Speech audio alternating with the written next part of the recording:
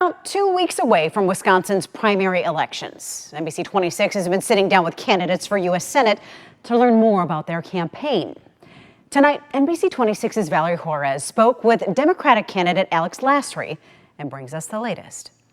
We sat one-on-one with Alex Lasry, who says he's running for U.S. Senate because he wants to make sure things get done, emphasizing that he has a proven track record to do so. Throughout his campaign, Alex Lasry, the Milwaukee Bucks executive, has been using his ties to the NBA team in his run for Senate. All the things that I was able to do with the Bucks, leading the team that helped make sure that we had a $15 minimum wage, making sure that we were creating 10,000 good-paying union jobs, ensuring that we were sourcing our materials right here from Wisconsin. These are all things that I think show people that I'm not someone who's just talking about this stuff.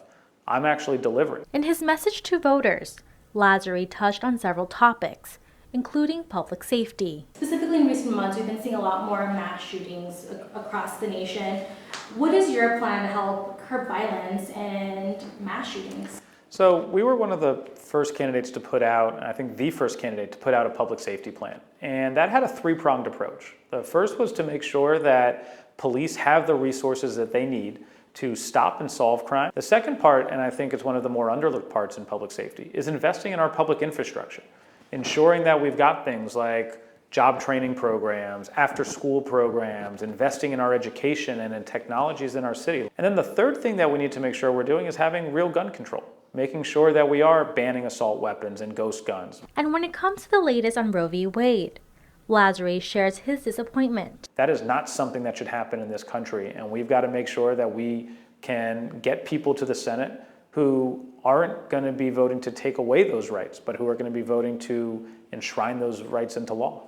Part of that is by making sure workers have access to a $15 an hour minimum wage. So that people can make sure that if you're working full-time, that you can be paid a living wage, that you can support your family. To continue the efforts, Lasry has called for more investments in technical colleges. If you're going to be an electrical worker or a bricklayer, you're not worried about a $15 minimum wage. You're getting paid 30, 40, 50 bucks an hour. Lasry vowing to be a voice for all Wisconsinites, no matter if you're leaning right or left. In Milwaukee, Valerie Juarez, NBC 26.